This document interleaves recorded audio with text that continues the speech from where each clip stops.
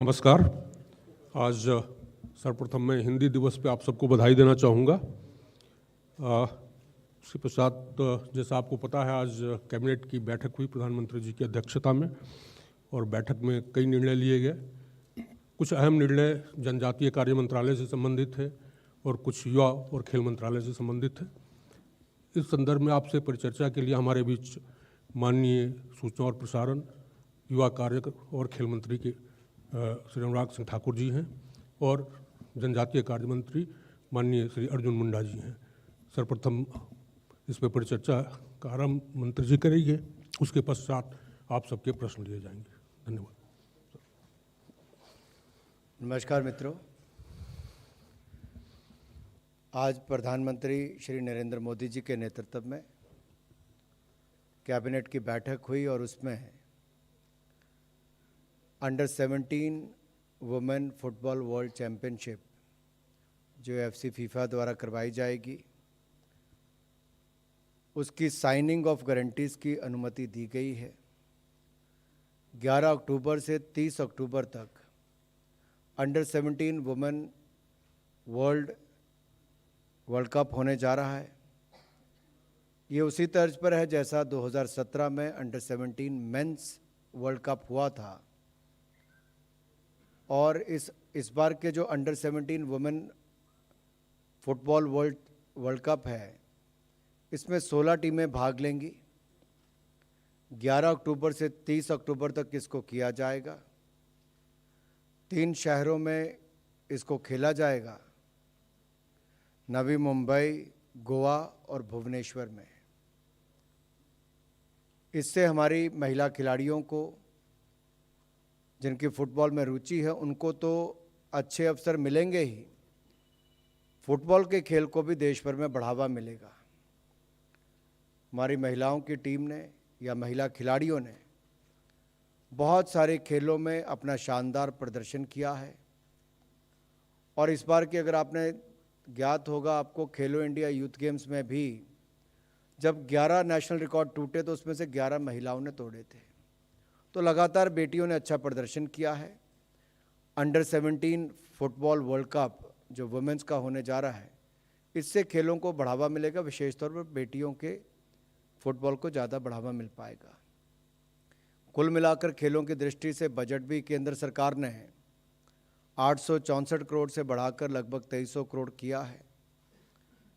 ये अपने आप में पिछले कुछ वर्षों में सुधार हुआ है। बहुत सारी योजनाएं, टॉप स्कीम से लेकर खेलो इंडिया एक्रेडिटेड अकेडमीज़ हों या फिर खेलो इंडिया सेंटर हो, नेशनल सेंटर ऑफ एक्सीलेंस हो, ये सारे जहां एक और खेलों के इंफ्रास्ट्रक्चर को सुधार करने के लिए बल दिया गया है, वहीं पर प्रधानमंत्री मोदी जी ने लगातार खिलाड़ियों का बड़े टूर्नामेंट खेलने से पहले मनोबल बढ़ाने का काम भी और उनके वापस आने पर उनकी पीठ थपथपाने का काम भी किया है।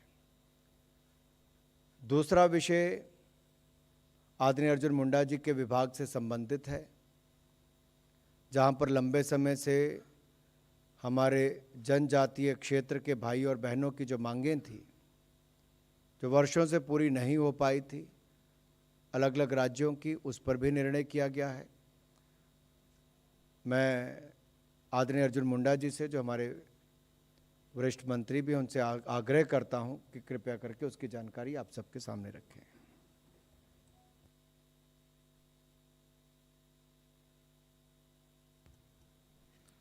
आदरणीय मंत्री अनुराग जी ने अभी आपको बताए कि आज आदरणीय प्रधानमंत्री नरेंद्र भाई मोदी के नेतृत्व में मंत्री परिषद की बैठक हुई और उस मंत्री परिषद के बैठक में मंत्रिमंडल की बैठक हुई और उस मंत्रिमंडल के बैठक में जनजातीय विषयों के बारे में फैसले लिए गए, जो काफ़ी दिनों से विभिन्न राज्यों के मामले इस तरीके से बरसों तक पेंडिंग रहा और वो इस तरह के सुविधाओं से वंचित रहे। छत्तीसगढ़ राज्य के लगभग 12 ऐसे जातियों को, जिसमें 11 पर्यायवाची शब्द के रूप में और 1 को, क्योंकि छत्तीसगढ़ में कुल अधिसूचित 42 जनजातियां इस समय है और उसमें से 11 में पर्यायवाची शब्द के रूप में जोड़े गए हैं।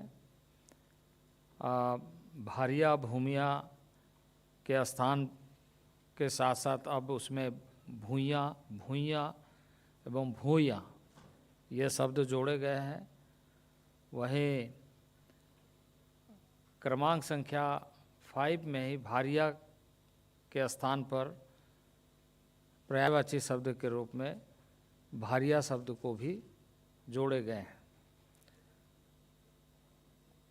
प्रविष्ट संख्या 5 पर पंडो, पंडो जो स्पेलिंग में डिफरेंसेस होने के वजह से कठिनाई होती थी, उसको भी इसमें जोड़ा गया है। प्रविष्ट संख्या 14 में जो धनवार है, उसमें धनुवार, धनवार आदि पर्यायवाची शब्द के रूप में जोड़े गए हैं। इसी तरीके से क्रमांक 15 में गदबा और गडबा ये दोनों शब्द को जोड़े गए हैं, जो उनके रेवेन्यू रिकॉर्ड्स के आधार पर देखा गया है। इसी तरीके से क्रमांक 16 में गोंड के रूप में गोंड शब्द को जोड़ा गया है। क्रमांक संख्या 23 में कोंद के साथ कोंड शब्द को जोड़ा गया है। तो इसी तरीके से कोडाकू हैं, कोडाकू हैं। क्रमांक 32 में नगेसिया और नगासिया और किसान को पर्यायवाची शब्द के रूप में जोड़ा गया है। 33 में धांगड़ शब्द को प्रतिस्थापित किया गया है। इसी तरीके से क्रमांक 41 में सावर ऑलरेडी है, उसमें सावरा, सौरा शब्द जोड़े गए हैं। 42 के बाद बिंझिया जो उड़ीसा में, झारखंड में ऑलरेडी शेड्यूल्ड है, शेड्यूल्ड ट्राइब के सूची में है, यहाँ वो सूची में नहीं था।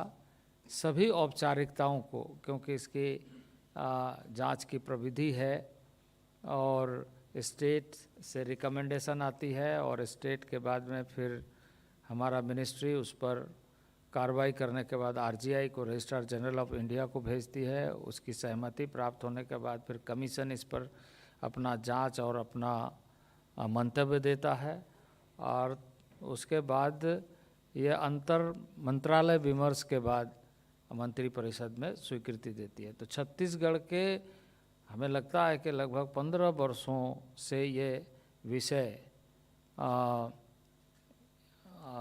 इस तरीके से चल रहा था, जो फैसला नहीं हो पाया था। माननीय नरेंद्र भाई मोदी के नेतृत्व में आज मंत्रिपरिषद ने इस पर फैसला दिया और इसको शामिल किया। इसी तरीके से हिमाचल में हट्टी समुदाय सिरमौर जिले के अंदर ट्रांसगिरी क्षेत्र में, ये एरिया स्पेसिफिक रहने वाले जो लोग हैं उनके लिए ये फैसला मंत्री मंडल ने किया है और इससे लगभग वहाँ 1,60,000 लोग अब इस सूची में शामिल होंगे। इसी तरीके से तमिलनाडु में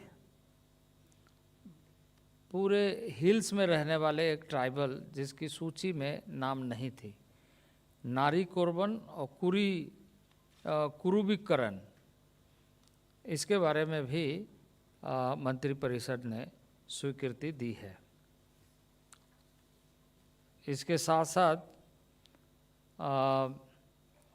कर्नाटका के जो इस समय सूची में सम्मिलित है, उसमें पर्यायवाची शब्द के रूप में बेटा कुर्बा को शामिल किया गया है।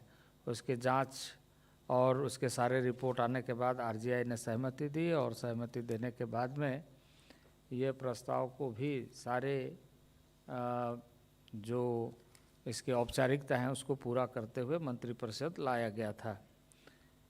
एक उत्तर प्रदेश का एक मामला जिसमें ऑलरेडी हम पार्लियामेंट में इंट्रोड्यूस कर चुके थे इस बात को लेकर कि जब ये अनुसूचित जनजाति के सूची में सूचीबद्ध हो रहे थे उस समय जिला का जो सीमांकन हुआ था, जिला नए जिले बने थे, उन जिलों के कारण विषमता बनी हुई थी। बाद में इसको पार्लियामेंट ले जाया गया, लेकिन इसके बाद फिर एक नई आपत्ति और सूचना प्राप्त हुई इसके कि जो जिला है जिसको संत रविदास नगर, वो एक्चुअली भदोही जिला ही उसको कहा जाता है। फिर राज्य सरकार से इसकी पूरी सूचना प्राप्त करके इसको संशोधित रूप में मंत्रिपरिषद में लाया गया। तो ये 5 राज्यों के अनुसूचित जनजातियों के संबंध में एक अभूतपूर्व फैसला जो वर्षों से लंबित था उस पर लिया गया है। और मैं समझता हूँ कि इस तरह के मामले में फैसला हो जाने से उन राज्य के तमाम ऐसे लोगों को अनुसूची में शामिल करते हुए आगामी दिनों में उन्हें लाभ प्राप्त होगा। तो ये कुछ विषय था जिसकी जानकारी आपको देना मैं उचित समझता हूँ। और मैं यही कहूँगा कि बहुत दिनों के बाद इस तरह के फैसले इस सरकार ने आदरणीय नरेंद्र भाई मोदी के नेतृत्व में लिया है। We take your questions. I'll request Honorable Minister to brief you in English. मैं सबसे पहले तो माननीय प्रधानमंत्री नरेंद्र मोदी जी का और माननीय मंत्री अर्जुन मुंडा जी का आभार प्रकट करता हूं कि हिमाचल प्रदेश की लंबे समय से मांग, लगभग 50 वर्ष से ज़्यादा लंबित ये मांग कि जिला सिरमौर के हाटी समुदाय के लोगों ने वर्षों से मांग की थी कि उनको अनुसूचित जनजाति का दर्जा दिया जाए, क्योंकि साथ लगते राज्य उत्तराखंड में भी हमारे जौनसार क्षेत्र में, वहाँ पर उत्तराखंड में उनको वही बोली, वही पहनावा, वही सब कुछ, उनको जनजाति का दर्जा दिया गया था, अनुसूचित जनजाति का। ये मांग थी लेकिन कभी पूरी नहीं हो पाई थी। आज उस दृष्टि से ऐतिहासिक निर्णय है जिसका हम बहुत बहुत स्वागत और अभिनंदन भी करते हैं। मुझे पूर्ण विश्वास है कि लंबे समय से पेंडिंग मांग आज पूरी होने पर आपका आभार, माननीय प्रधानमंत्री जी का आभार। प्रश्न ले सकते हैं, बाद में करते हैं। Yes, 69. मेरा सवाल अर्जुन मुंडा जी से है कि ये पर्यायवाची शब्द के रूप में जोड़े जाने का मतलब क्या है? क्या वही जाति है या पर्यायवाची के शब्द जोड़े जाने पर किसी और को भी लाभ मिलेगा उसका? देखिए, कुछ मामले इस तरह के हैं।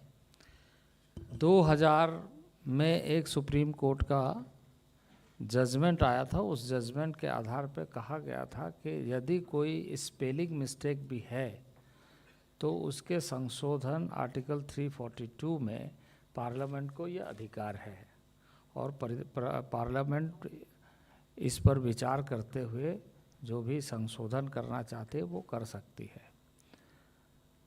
और इस मामले को लेकर कई बार कुछ राज्यों में इस तरह की परिस्थिति बनी कि स्पेलिंग मिस्टेक है या पर्यायवाची शब्द के रूप में एक ही वर्ग के लोग हैं, एक ही जाति के लोग हैं। लेकिन उन दिनों में जब रेवेन्यू रिकॉर्ड्स बना था, क्योंकि रेवेन्यू रिकॉर्ड्स बहुत पुराने होते हैं, कैडेस्ट्रल सर्वे 1896 से प्रारंभ हुआ और 1932 से बाद में 1964, कुछ जगहों में 1972 तक हुआ। तो ये जो कैडेस्ट्रल सर्वे में बहुत सारे लोगों ने इस तरीके से आप ये कहिए कि उन दिनों में उन एरिया में उतनी लिटरेसी नहीं थी, अपने जो लोगों ने कहा। और आप एक बात को ध्यान में रखेंगे कि जो ये फोनेटिक वेरिएशन होता है, जैसे तमिलनाडु के कोई भी आवाज़ को आप सुनेंगे, आप लिखते समय हो सकता है आपको हिंदी हो इंग्लिश में थोड़ा सा स्पेलिंग मिस्टेक हो सकता है, लेकिन उसका दुष्परिणाम बाद के दिनों में ये लगा कि जो भी इस तरह के विषय हैं उस पर पार्लियामेंट ही संशोधन कर सकते हैं। और ये सब पर उन दिनों से आप 2000 के बाद से ये रिसर्च के जो सारी औपचारिकताएं पूरा करते हुए धीरे धीरे करके इस समय आदरणीय नरेंद्र भाई मोदी के नेतृत्व में ये सारे संशोधन किए जा रहे हैं। हेलो मुंडा जी, मेरा एक राजस्थान से सवाल है कि मीना और मीना में लंबे समय से वहाँ विवाद चल रहा है, इस दिशा में कुछ पहल हुआ है क्या? देखिए, ये विषय अभी हमारे पास नहीं है, ये विषय हमारे सामने किसी स्तर पर नहीं है, मंत्रालय के स्तर पर।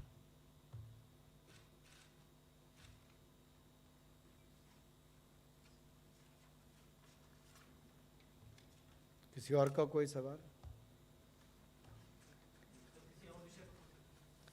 नहीं, कैबिनेट से जुड़ा हुआ जो विषय उस पर पूछेंगे। As today cabinet, the Union Cabinet met today under the chairmanship of Prime Minister Narendra Modi ji, and Cabinet approved the signing of guarantees for hosting FIFA Under-17 Women World Cup, Football World Cup.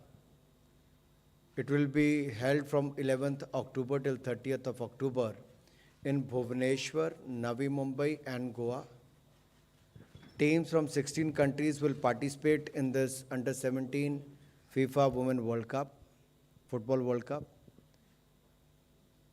In 2017, India hosted the Under-17 Men's Football World Cup. So by hosting this Women's World Cup, it will give us an opportunity to spread the message especially among the girl child, among the women, and also to promote the football across the country. I'm sure it's going to be a great success. As in the past, the Under-17 Men's World Cup, Football World Cup was a great success. We'll try and give our best. There's a new team of the All India Football Federation now. They'll be hosting it. And I'm sure it's going to be a great success. So the cabinet has approved it. The total cost on this tournament will be close to 60 crore rupees. Thank you.